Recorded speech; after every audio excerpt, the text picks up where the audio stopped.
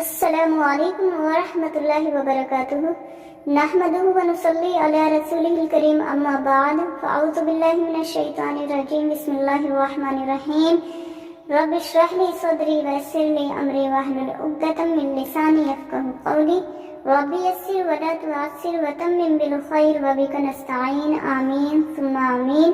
آج ہم سورہ بقرہ کی آیت نمبر 45-46 انشاءاللہ مکمل کریں گے۔ چلیے بسم اللہ کرتے ہیں۔ وَاسْتَعِینُوا اور تم سب مدد طلب کرو، وَاسْتَعِینُوا اور تم سب مدد طلب کرو، وَاسْتَعِینُوا اور تم سب مدد طلب کرو، بِالصَّبْرِ صبر، بِالصَّبْرِ صبر، وَالصَّلَاةِ اور نماز کے ذریعے، وَالصَّلَاةِ اور نماز کے ذریعے، اور انہا بے شک وہ، انہا بے شک وہ، لَکَبِیرَةٌ البتہ بڑی بوجھل ہے، لَکَبِیرَةٌ البتہ بڑی بوجھل ہے، مگر علی الخاشعین سب عاجزی کرنے والوں پر، علی الخاشعین سب عاجزی کرنے والوں پر، الذین وہ لوگ جو یظنون وہ سب گمان کرتے ہیں، یظنون وہ سب گمان کرتے ہیں، انہم کہ بے شک وہ ملاقو سب ملنے والے ہیں، ملاقو وہ سب ملنے والے ہیں، انہم ملاقو کہ بے شک وہ سب ملنے والے ہیں، ربہم اپنے رب کو، وَأَنَّهُمْ اور بے شک وہ الیہ اس کی طرف راجعون سب لوٹنے والے ہیں، راجعون سب لوٹنے والے ہیں۔ چلیے اس کا مکمل ترجمہ دیکھ لیتے ہیں۔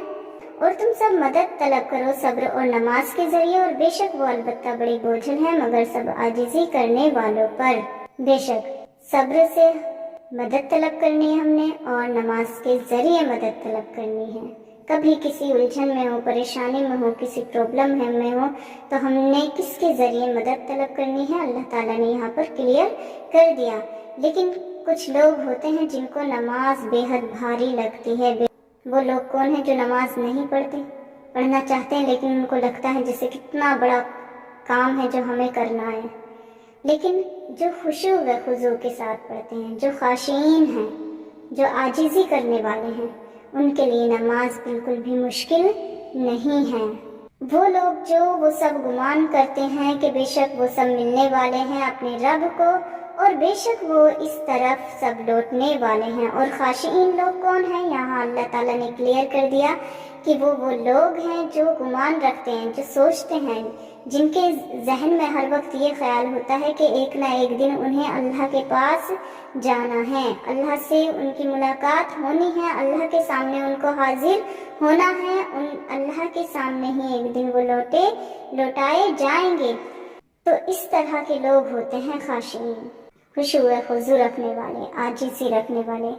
اور ظاہر سی بات ہے، جس کے دل میں اللہ تعالیٰ کے لیے خوف ہے، اور جس کو یہ یقین ہے کہ اللہ کے سامنے اس کو حاضری دینا ہے، اللہ کے سامنے اس کو پیش کیا جائے گا، تو وہ نماز تو بالکل نہیں چھوڑ سکتا، بلکہ وہ کوشش کرے گا کہ میں زیادہ سے زیادہ نیک عمل کروں۔ اللہ تعالیٰ ہمیں کہنے اور سننے سے زیادہ عمل کرنے کی توفیق عطا فرمائے، آمین ثم آمین۔ السلام علیکم ورحمۃ اللہ وبرکاتہ۔